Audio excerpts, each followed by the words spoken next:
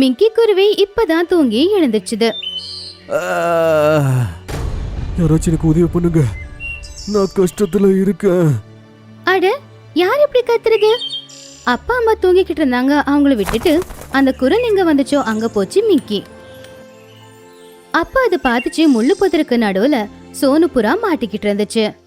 அட சோனு அண்ணன், நீங்க எப்படி இந்த முள்ளு புதர்ல மாட்டினீங்க? நான் சும்மா வீட்டுக்கு போயிட்டே இருந்தேன். ஒரு கழுகு என் பின்னாடி வந்துருச்சு. அதுக்கிட்ட இருந்து தப்பிக்க இந்த புதர்ல மாட்டிக்கிட்டேன். ஆனா இந்த புதரு முள் புதரு.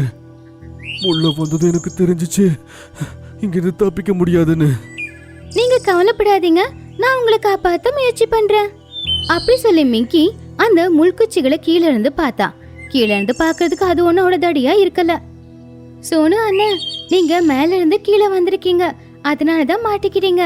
ஒருவேளை நான் கீழே இருந்து நுழைஞ்சி உங்களை கீழே இழுத்துட்டேன்னா அப்போ உங்களை என்னால காப்பாத்த முடியும்னு நினைக்கிறேன் அப்படி சொல்லி மிங்கி குருவி கொஞ்சம் கூட யோசிக்காம கீழே இருந்து உள்ள நுழைஞ்சு புறாவோட 2 ரெக்கைகளையுமே பிடிச்சு அத கீழே இழுக்க முயற்சி பண்ணி கடைசியா அந்த புறாவை கீழேயும் இழுத்துருச்சு.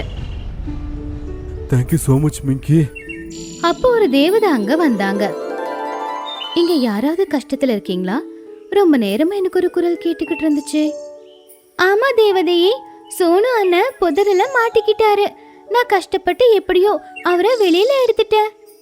பரவாயில்லையே குருவி, நீ எனக்கு முன்னாடி இங்க வந்து புறாவோட உயிரை காப்பாத்திருக்க. உனக்கு இந்த மாதிரி மத்தவங்களுக்கு உதவி செய்யறது ரொம்ப பிடிச்சிருக்கு அப்படின்னா நான் உனக்கு ஒரு சக்திய வரமா கொடுக்கறேன் அப்படி சொல்லி தேவதை சிங்கி மேல அவங்க மந்திரத்தை பயன்படுத்தினாங்க.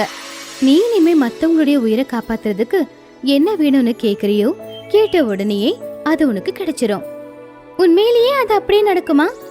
ஆமா, ஆனா இன்னொருத்தங்களுக்காக மட்டும்.